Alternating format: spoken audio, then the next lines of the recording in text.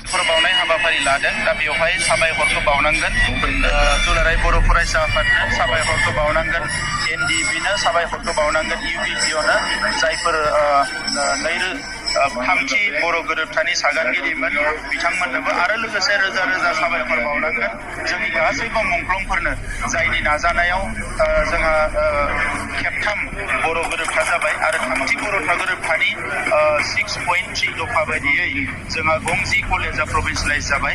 दा भेरगाव ओनसोलाव गंसे गोजौ सोलोंथाइनि फसंथान नांगौमोन, बेखौ लानानै रायजो राजाफ्रा अराय सम सानोमोन आरो दा दैखांबोबाय थादोंमोन आरो दिनै बे फरायसालिया प्रभिन्सियेलाइज जानायनि उनाव बे ओनसोलनि फरायसाफ्रा गावनि जायगायावनो गावनि न'आवनो थानानै गोजौ सोलोंथाइ लानो हागोन। बेवहाय गोरिब गुन्द्राबाबो गामि ओनसोलाव रायजो जानाय हिसाबै रांखान्थियाव गोग्लैसोनायब्लाबो बयबो बेवहाय गोजौ सोलोंथाइ लानो हागोन। आं बेखौ मिजिंथिदों।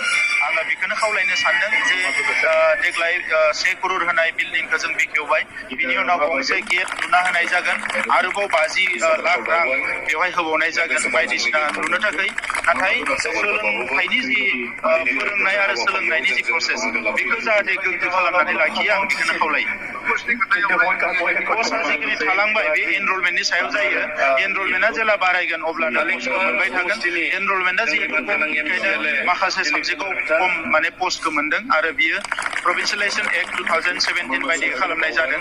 दा बिनिखायनो आसाम सरकारजों जोङो रायलायबाय थादों, जेब्लायनो एनरलमेन्टआ बांगोन अब्लानो बिथांमोना पस्टखौ आरोबाव मोननो हागोन। बेखौ जों थाबैनो खालामगोन, बारा सम लाया, थाबैनो बिजाथिखौ सायख'गोन।